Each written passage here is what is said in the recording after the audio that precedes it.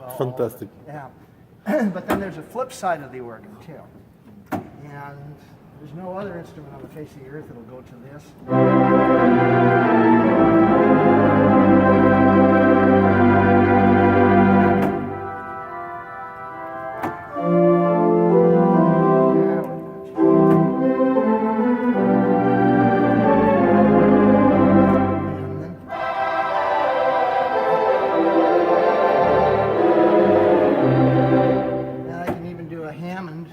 With pipes.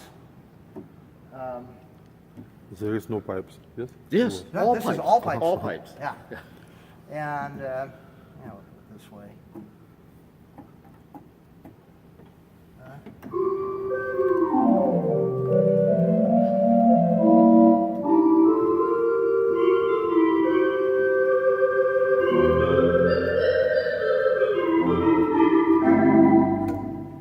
Now this is MIDI. It also has MIDI on it too. So. But, That's MIDI. That's, yeah. The big thing about it, though, I wanted to make sure I had a good accompaniment instrument. And because the nature of the church business here is we get used as a rental facility by large groups. The Second Symphony in town, the Columbia Symphony, this is their home. And now we have the organ repertory singers, we've had symphonic choir. And so it just takes a lot of sound. And through the years, there's a lot of things that I did. I had a very specific reason for doing things. And it's like with a lot of choral accompaniments, you'll just see a label that will say swell strings. And if you're trying to accompany 140 people with just this, they're not even gonna. So there's double strings here. Yeah, there's a set in the choir. And I also have it playable down here from the swell, so I don't have to tie up two manuals.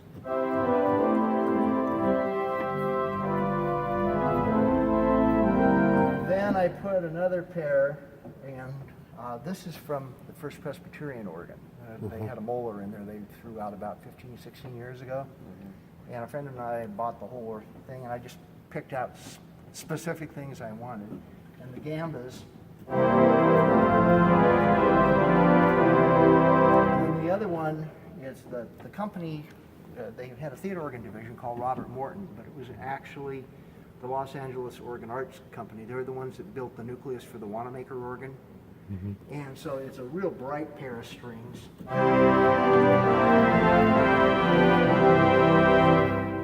And it's like for the Christmas concerts when Organ Rec was here, there's about 120 singers. To do the string tone equally, it took that level of organ sound to create the illusion of that. The other issue that we had in the building, the original choir loft was all on this side.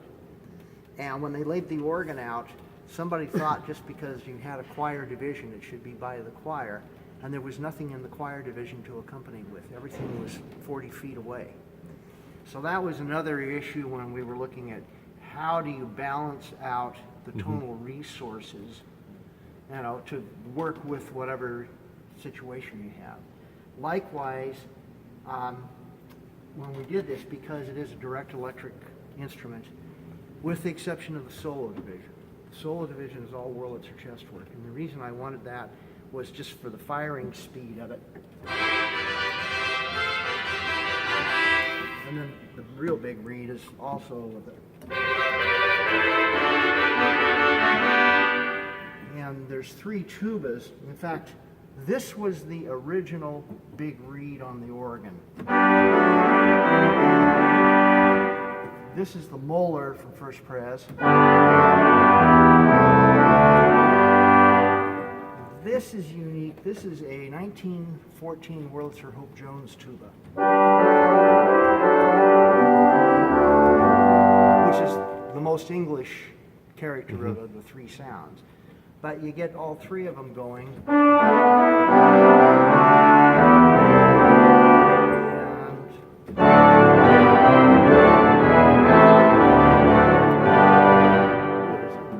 then you put the plus. And as loud as that is in an empty building, when I'm working with an orchestra, I can have that on and you go, where's the organ? Because the orchestra and the brass are that much, you know, they're present out in the room, so they carry. And the only thing you really hear is the low end of the organ. And the low end here is exceptional from the fact that there's 16 flues in the front, 2 more in the back. There's 4 separate 16-foot reeds, and they're all of a different nature. The original, this was the original 16-foot reed. And this is the molar, so it's much fatter. This is the swell double reed, and that's original, revoiced. And then the little Dulcian. And then on the back wall is the gedect, and then the tapered principal. So there's plenty of horsepower. The one thing I did not have room for was real 32 foots. So and it's just bottom octaves that are electronic. I didn't do totally independent. Yeah. So it's like the quiet one. That's the swell, the gamba, which I use an awful lot. Okay. Where does that speak from? Everything's Inside? Or? Yeah, everything's all independent. It's all audio on it. And then the Borden, which is what's coming out of these speakers. And then the diaphone it's not installed yet, it will be installed. And it's sampled, and that's why we have the extra speaker horsepower, because a diaphone, it's kind of like a reed, but instead of having a thin reed, the thickness of the clapper is about like this. And what it is, it's the same principle that was used for the Navy foghorns. I mean, they're just incredibly powerful. And You know, Jonas, Sergey is understring maybe 10% of yeah, this. yeah, right. But that's okay. Yeah. Very I know fast he's- I for know me. he's- yeah, he's But recording. Yeah. recording. Yeah, that's Okay. what that's why I was going through this. Okay. The other thing, and again, where I use all that, if you're doing any of the big French stuff, I mean, you need all that low end horsepower.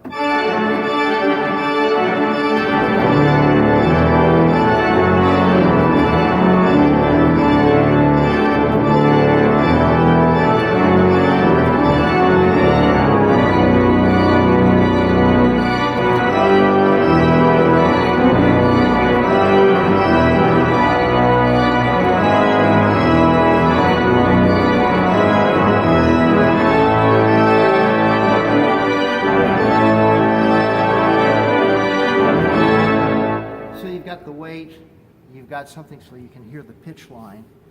And to give you an idea, this is kind of a standard hymn piston. This is as loud now as the original organ was up front. Take the back off here.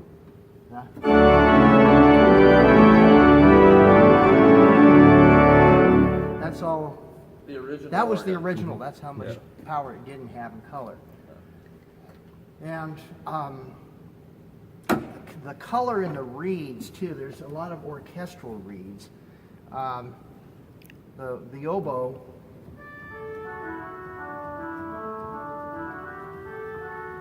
And then the little there's 2 clarinets. The little one, and then the big one. It's fatter. Is it also pipe? Yeah, all pipe. And the French horn is not very good. I hardly ever use it. Slow. Yeah. And it's on high wind pressure, but it always was that way, even down at First Presbyterian. It's just bad. Should be melted down. Then the other thing that's pretty well North American on this is the Vox Humana sound. And there's three of them. Oddly enough, this is the original Vox Humana that was over in the swell, and it was so obnoxious, we buried it in the chamber. It's underneath everything, and it's still But a lot of times I'll use it with the Celeste. So because it just puts a little more pitch reference. You can, instead of just.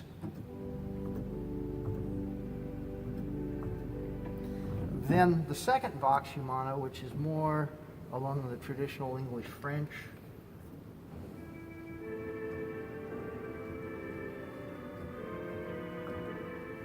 And then the big one is Wurlitzer. Again, it's like something you would find on the Wanamaker instrument.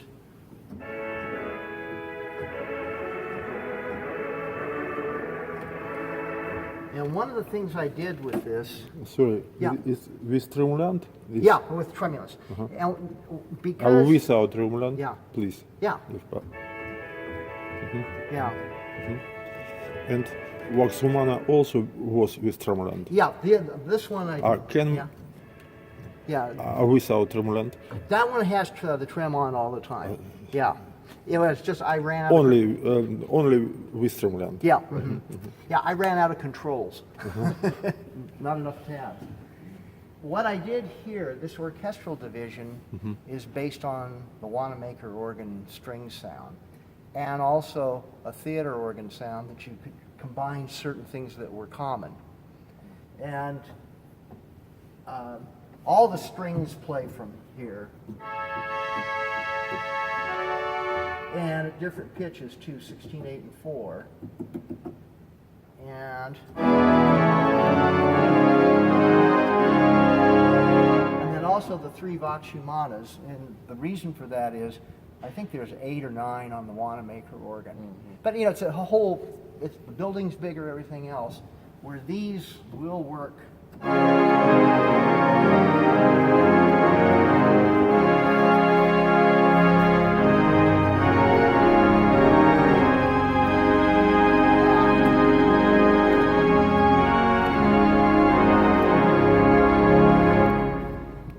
And another kind of traditional American concept of how that sound is used,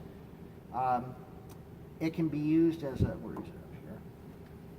I gotta put this together. So,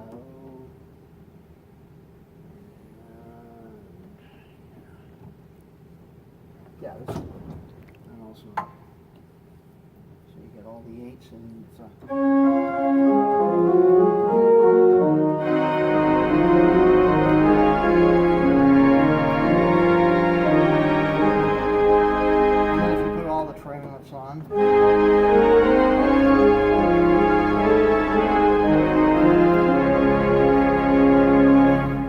then the other completely American sound, it's a big gedect.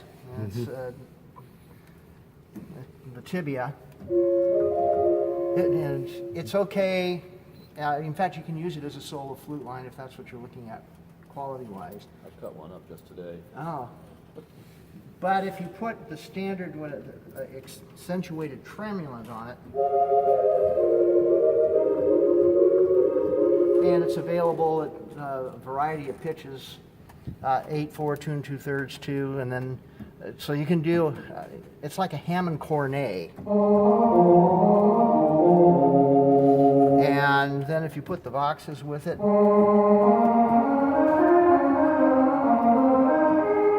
So it's, again, part of the thinking behind that was, if you're going to have a versatile instrument that's supposed to represent a lot of different musical styles, it takes more than just one sound of that particular style to make it work. And it's like for doing, back to the principal chorus thing, there's actually the, here, let's put it up here. Yeah.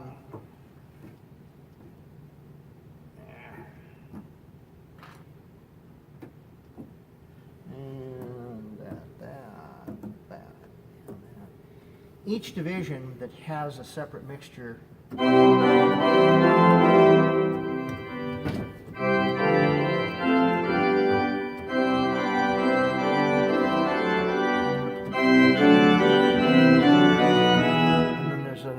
then the stuff in the back here. And originally the mixture, it was really bright back there, and it was obnoxious, is the best way. And people used to say, ugh, turn it off. So when we redid it, I had repitched it so it's lower. And there's plenty up here to, especially with this one, because that'll cut through everything like glass. And then the pedal mixture even, let's do it with a small one. It's pretty mellow too, and I did that on purpose, again, because if you're going to use it for accompaniment work, if you had something that was this bright,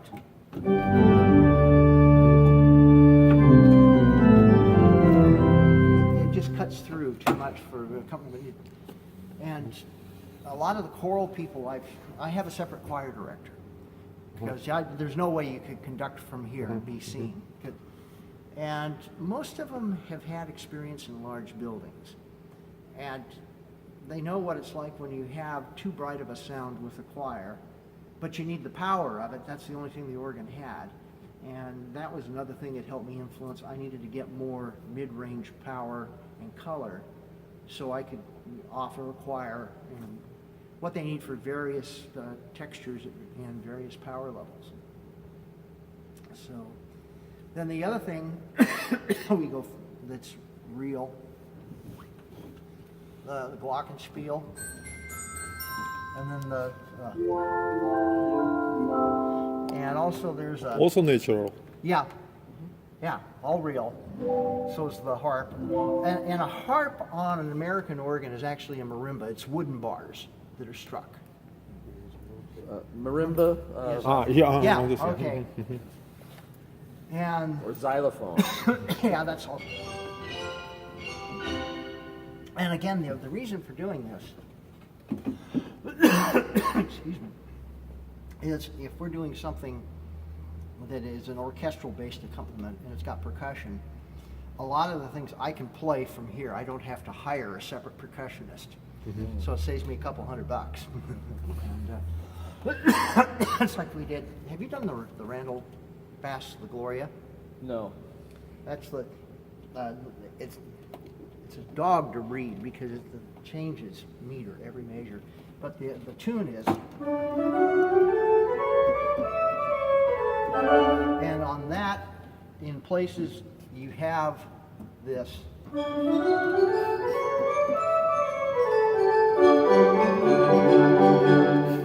And the other thing is, I don't have to worry about trying to synchronize with another player. I'm responsible for everything. And if I screw up, I screw up, So, let's see what else got into. Oh yeah, for the quiet stuff, there's 4 ranks of super quiet. Quietest is the flute celeste. And there's times I use it in a service. Then the other thing that we're doing now is an experiment. Is where is it here?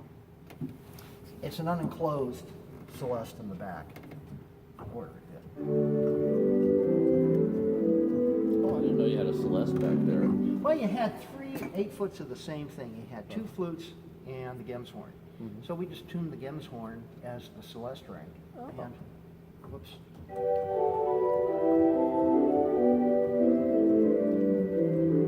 And then plus the fact I can pull the couplers through it. And a lot of times for giving pitch to the choir when they're in the back, it's not as obnoxious as if you're going to, or this. So the choice then can be this. Yeah. Whoops. But I don't tune the Celeste real wide either. Like some of the French tunings where they're just like this. Nothing goes faster than 3 seconds. I should 3 say beats per second. 3 beats per second. And one of the things that helps with that, if you use things at different octave levels instead of just, well, like here, at 8 foot. If you bring the 4 foot in with it, it creates the illusion it's faster.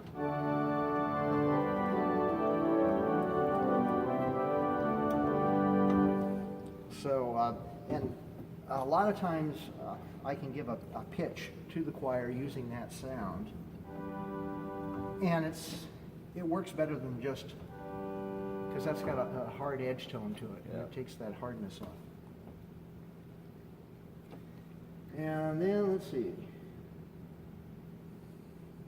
Well, that's pretty well it. Oh, there's a couple digital things I kept on here just for the heck of it. No, this way. I do have a digital carillon.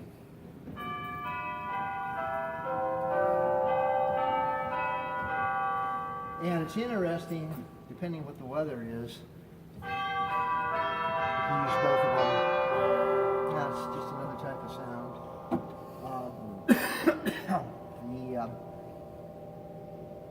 The reed in the back, the trumpet. This is original to the instrument. And that has been all over the entire organ at one time or another. We moved it up when people were complaining they thought it was too loud. Then it went up in the solo division. Then I had it in the swell as the 16 because it was working okay. And then finally, let's just put it back. And so far, nobody's complained. And I think one of the things why they don't, the overall texture of the organ, even with the reed coming from the back, it doesn't jump at you. And I don't use it that often. If I do anything at all, it's basically just this. And I use it for hymn, just to reinforce the hymn sounds. Where you can't tell it here, but when you get out in the room, and it's just enough that it helps push the pitch through the room, so you don't have to play so loud up here. Yeah. And keeps the tempo with the people in the back. Yeah, right.